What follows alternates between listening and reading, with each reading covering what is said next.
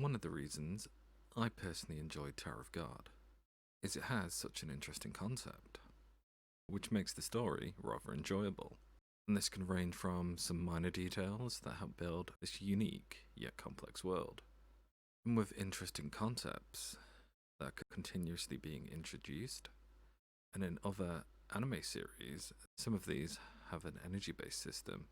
And a few examples of this would be Key-wise, Dragon Ball Z, Nen, which is also used in Hunter x Hunter and is utilized in attacks, and finally Shinsu from the tower itself, which is used in a huge array of things, from nourishing the wildlife and fauna, and also Shinsu can be used to help creatures of the tower to capture prey, like how the net dolphins use Shinsu to catch food.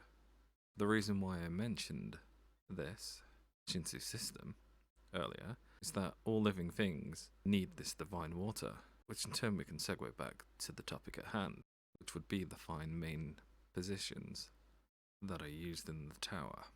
So let's go through each of the basic positions and discuss how exactly they work.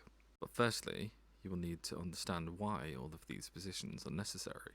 You see, climbing the tower is a very hard endeavour on its own, so usually it's a team-based effort when climbing the tower. And most battles that are fought within the tower usually are fought between teams, whether it's just a personal dispute or it's during a test. And unless you're an overpowered Mary Sue, which usually are written to be good at everything due to bad writing, but ideally you're going to want to take on all of these incidents with some allies. This method is the most standard when climbing the tower. Within a team, each member of that team will get assigned a specific role. The names of all these positions originated when King Zahard first started to climb the tower with his team. Though, back when Zahard was climbing the tower, there possibly wasn't much fighting between people, due to they were possibly fighting divine fish, like the white steel eel that we briefly got to see in episode 1 of the anime. It is possible for this reason why all the main positions have aquatic-based names, Fisherman and Wave Controller.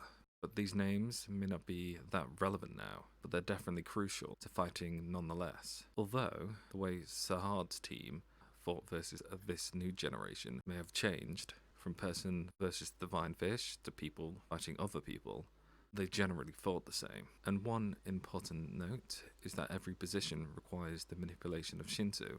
In fact, it's how the individual manipulates Shinsu that determines which position is best suited for them. Although, it may seem like only the Wave Controller and Fisherman have been using it, but in actuality you see other people using it. For example, Von Plitz, who I believe is a scout, but every person who has a position has made a contract with the administrator, and this allows the person to use Shinsu in accordance with the needs of their role. So with that little bit of context out of the way, we can start off with talking about the Fisherman. So the Fisherman is said to be the epitome of all positions, and this position is best suited for close to mid-ranged combatants, and to be the main offense of the team. Fishermen will tend to use reels as well as needles, mainly due to swords and other flat-bladed weapons are scarce within the tower itself, mainly due to they had too much drag when moving up to the higher floors. And as mentioned a moment ago, this is because of their impending level of drag, and this is a detriment to weapons with a larger surface area in high-density Shinsu environments that are much common on higher floors of the tower. Fishermen usually possesses the most destructive power in man-to-man fighting, and they usually carry light equipment with no heavy weapons. They are the main offense of the battle, and the fisherman dashes into the heart of the enemy forces and decimates them, usually through physical attacks. So the fisherman position is very balanced. At long distance, they can use the reel. Short distance, they can use the needle. But this multi-skill is a very rare gift. Anak and Androsi are the only two that can use reel amongst those regulars. Reel control depends a lot on natural talent like Shinsu control, so it would be very hard to use in the fisherman position. So now we'll be discussing the spear bearer. This is the position that snipes the opponents and backs up the fishermen using their spear. Spear bearers comprise the long-range offense of the team, and Rak is a spear bearer that we know of. Spear bearers do not tend to be very powerful in melee, so I'm assuming Rack is an outlier to this. But they are very valuable due to their pinpoint attacking from a distance, and some carry needles when in the front lines, bearing the possibility of melee in mind, but most don't. They carry inventories specially created for holding spears, called pipes, which tend to be quite heavy, and they are basically divided into two types. The short distance type use their spears to hit enemy weak points in the midst of a battle, and the long range types who snipe from afar. The role of a spear bearer is to provide backup for the fisherman by keeping up a constant barrage of attacks in the enemy's weak spots. Plus, with the additional support of a lighthouse, an accomplished spear bearer is able to throw a spear tens of kilometers away, and the lighthouse is a feature which can adjust as well as guide the trajectory of the spear. So to go over what this class does is that the spear bearer act like snipers of the team, throwing their spears with deadly accuracy. They also can serve a purpose similar to the fishermen by using their spears like a staff for close range combat. Technically speaking, they take all long range matters into their own hands.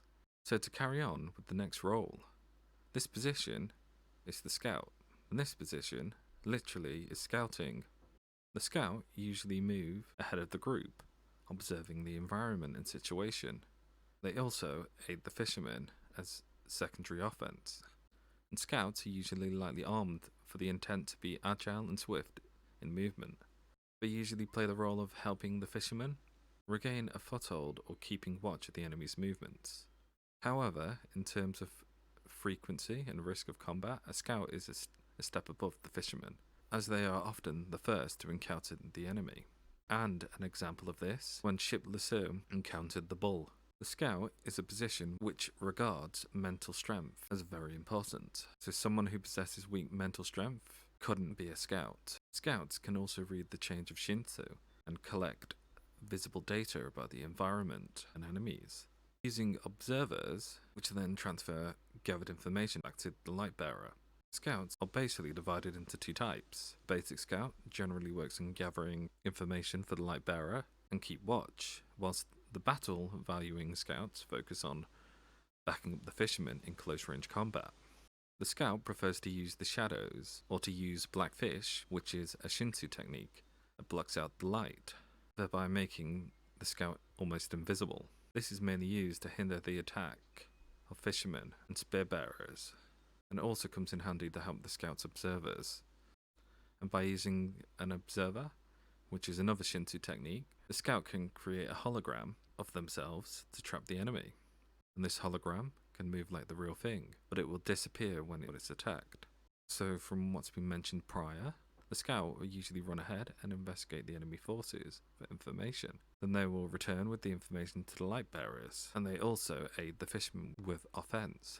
So the light bearer is a position which uses exploring devices called lighthouses to gain information on the battle or the surroundings. Also, a light bearer tends to gather information and formulates plans with the help of such information as they command their lighthouses. They are also called lighthouse keepers because they protect the lighthouse. However, a light bearer must be able to fulfill both roles, as there may be times when they are expected to assume another role.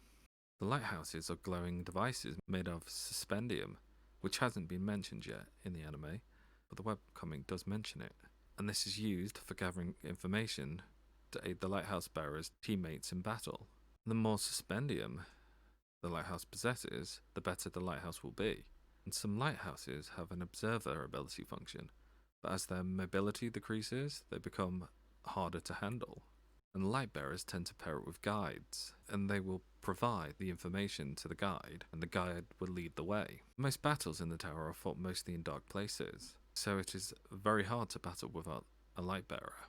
The light bearer may take a frontal or rear position, and when assuming a frontal position, the light bearer participates in combat themselves and gathers information on enemy weaknesses using lights. Such light bearers must have exceptional Shinsu control and be able to maintain control of their lighthouses. They must be able to extend the reach of their light cubes for a good distance, so their lights can gather information about the environment and the battles which are transmitted to the lighthouse, as there may be more than 2 to 3 battles at once. Their lights must be extended far enough to be able to attack a large area or cover them so the light bearer can analyze the situation. And when taking the rear position, the light bearer observes battles from a distance and collects data to use in future strategies. So they basically control a lighthouse, which serves as a battle command center.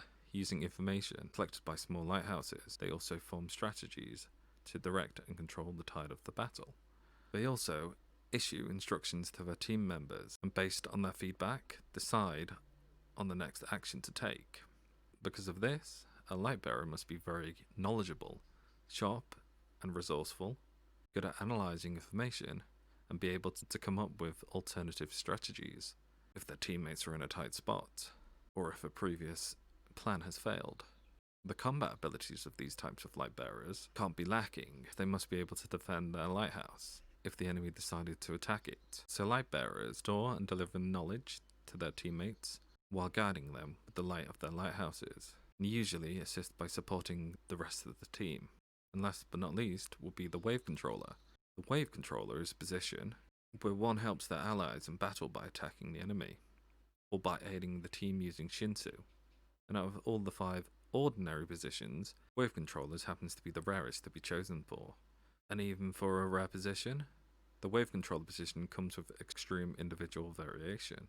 There are some wave controllers who recklessly attack the enemy, and there are those who change the tide of the battle by subtly altering the flow of Shinsu. Since the ability to use raw Shinsu at a level of efficiency that makes it more powerful, and combining it with weaponry is quite rare, there are only a handful of wave controllers as referring to the traditional meaning, and even amongst the rankers. Most wave controllers lean to the power of Shinsu manipulating items, but there are those who manipulate Shinsu without any item whatsoever. There are basically 2 types of wave controllers: attacking types and support types. This type of categorizing is not used much. Wave controllers are described as the directors of battles. Most of them have direct battle abilities and serve other positions as well. So wave controllers are the directors of the battle, aiding their comrades by healing their wounds, annihilating enemy forces, or subtly changing the tide of battle, all through the use of Shinsu. There are many variations of this position. And if you found this video insightful, make sure to smash that subscribe button, as well as clicking the notification button, so you can see all of the notifications. And if you want to see more Tower of God videos like this, make sure to click the video here, or the playlist here. Make sure to have a wonderful day, everyone, and take care.